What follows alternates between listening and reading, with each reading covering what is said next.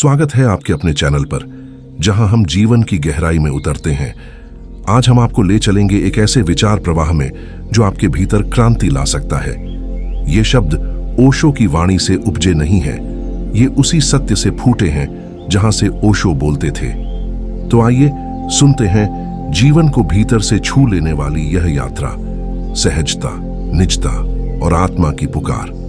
मनुष्य असहज क्यों होता है? क्यों वह भीतर से बिखरता है, टूटता है, जूझता है? क्योंकि उसने आदर्श ओढ़ लिए हैं जो उसके अपने नहीं हैं। माँ बाप कहते हैं बुद्ध बनो, महावीर बनो, गांधी बनो, लेकिन कोई नहीं कहता तुम बनो। यहीं से असहजता जन्म लेती है। अनुकरण का बोझ उठाते उठाते हम अपनी आत्मा से कट जाते हैं। जीवन अनुकरण नहीं है, जीवन आचरण भी नहीं है। जीवन तो केवल जीवन है, जैसे बहती नदी, जैसे उगता सूरज। बुद्ध महान थे, मगर उन्होंने किसी का अनुकरण नहीं किया।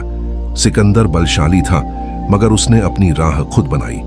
अगर तुम उनसे कुछ सीखना चाहो तो बस यही सीखो कि वे स्वयं थे। क्या तुम स्वयं हो सकते हो?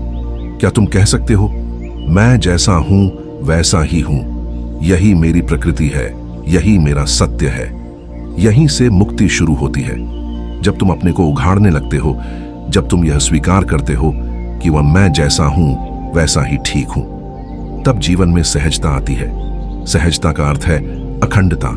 भीतर और बाहर में कोई भेद ना हो, न कोई दिखावा, न कोई द्वंद्व। लेकिन संसार तुम्हें कब स्वीकार करता है सहज होकर?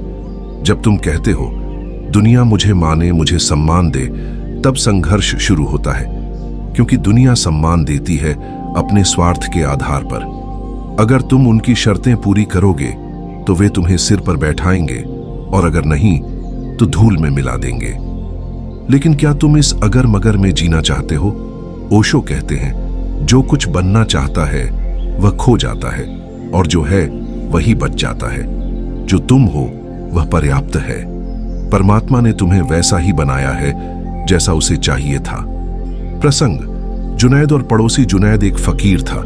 उसने एक बार परमात्मा से कहा, हे प्रभु, इस पड़ोसी को हटा दे, ये आदमी व्यर्थ है, उपद्रवी है, नकारात्मक है। परमात्मा चुप रहा। कुछ दिन बाद जुनैद फिर बोला, अब बहुत हो गया प्रभु, यह सहा नहीं जाता। प्रभु ने उत्तर दिया, तू केवल 60 साल से उसे सह रहा है, मैं तो उसे उसकी पैदाइश से देख रहा हूं। उस दिन से जुनैद ने किसी के बदलने की प्रार्थना छोड़ दी, क्योंकि अगर परमात्मा उसे वैसे ही स्वीकार करता है तो हम कौन होते हैं उसे बदलने वाले? प्रसंग, जीसस और पापिनी स्त्री। एक स्त्री को लोग जीसस के पास लाए, पत्थर मारकर मारने के लिए। जीसस सोच में पड़े होंगे। अगर कहें मत मारो तो लोग कहेंगे प्रेम के नाम पर धर्म को कुचल रहे हैं, और अगर कहें मारो तो करुणा कहां जाएगी? जीसस ने केवल एक वाक्य कहा, जो कभी पाप में न रहा हो वह पहला पत्थर मारे। भीड़ में सन्नाटा छा गया। हर कोई जानता था पाप केवल क्रिया नहीं, विचार भी होता है। हर किसी ने कभी न कभी कल्पना की थी, और सब पत्थर गिराकर चुपचाप चले गए। स्त्री रोती हुई जीसस के चरणों में गिर पड़ी।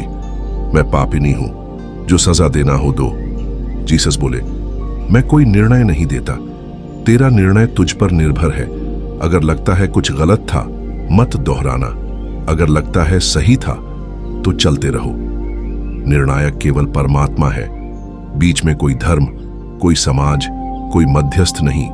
जीवन का सूत्र निजता और सहजता। ओशो कहते हैं बुराई की निंदा भी मत करो, क्योंकि वह भी किसी गहराई से उत्पन्न होती है। निंदा करने वाला भी एक अहंकार से भरा होता है।